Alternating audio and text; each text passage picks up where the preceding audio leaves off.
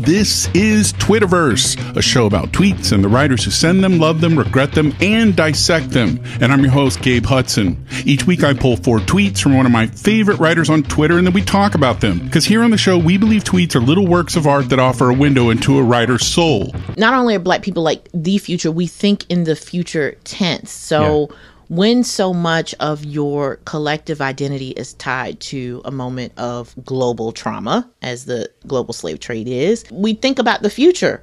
There is no nostalgia for Black people. You know, that's why you have such a problem casting us in like time travel shows. Right. Where the hell are we going to go? But first, I want to wish everybody happy Hanukkah. Today is day 3. And here at Twitterverse, this is our first Hanukkah episode. And I'm sending love to all my Jewish sisters and brothers and NBs and queers and everyone else in my big, beautiful Jewish family. Sadly, I'm not Jewish. I've always considered it my greatest flaw. Not being Jewish. How can I not be Jewish? I feel like I'm more Jewish than a lot of my Jewish friends are, to be honest with you. I've read all the literature, the great Jewish writers, reread all the contemporaries, Roth, Cynthia Isaac. I can tell you why Sabbath Theater is his best. Who's my favorite writer? Franz Kafka, of course. What's the best short story ever written? Isaac Singer's Gimple the Fool. Idiot. Sadly, though, I'm not Jewish. But there's one way that I'm Jewish.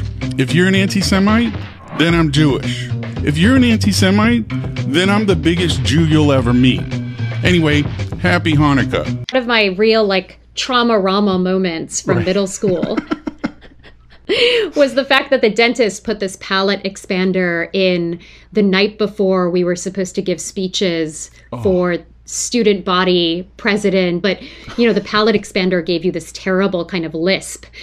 And so Did you sleep that night? Were you mortified? I mean, that sounds traumatic. Let me just add to the trauma-rama of all of this, which is that night my mom was like, let's go out for Japanese food or something. And I went out and ordered this tempura, and it got stuck in that expander, and I started choking. And just as I was choking, the 3 coolest girls from middle school happened to be eating at that restaurant, and they came over to say hi, and I was like,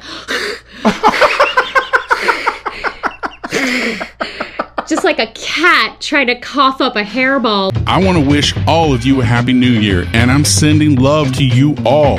It's 2023, and we are coming in hot, baby.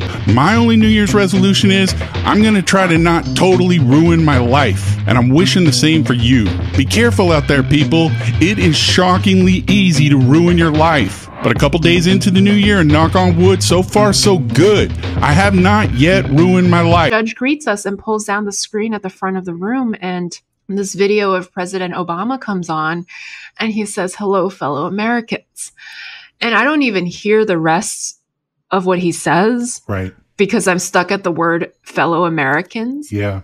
I just start bawling and ugly sobbing. And with that privilege came a duty for me. It was my duty to shed light on the humanity and the hope and the patriotism of what it means to be undocumented, to choose to live in America under such rejection and hardship and impoverishment, but still choose America every day that you wake up.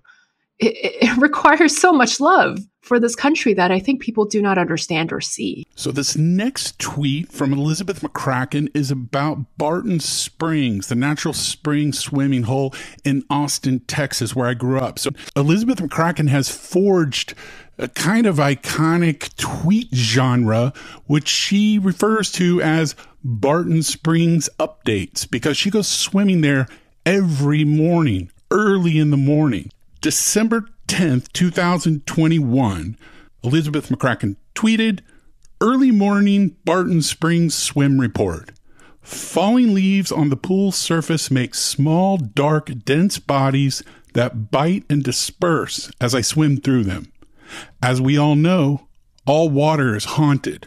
And in the wintertime, for a while, my swims were entirely in the dark. Sometimes I know that there's somebody else in the pool, and sometimes I just see somebody's bag. It's so big you can't hear somebody swimming. In the dark, you can't, because it's not illuminated. You don't see people till they get closer, which makes it feel very mysterious. When I have students who are wondering about writing novels, I said, "Oh, you'll know a novel idea when it comes upon you, because it will be like a character in situations that you're not sure you can get to the bottom of. I feel at Barton Springs like I haven't gotten to the bottom of it yet. So what I'm asking you is, do you understand the price when you would give everything to get it and you get it, and now your life's a dream come true, but still you fake regret it? It was nice because I didn't want to do it in like regular writing, prose writing. And so it was just a space for me to like admit out loud that this dream come true was actually like a pretty difficult time for me. I love talking to you today, and I hope that you'll come back on at some point. No, of course. I think this is dope. You got something cool here.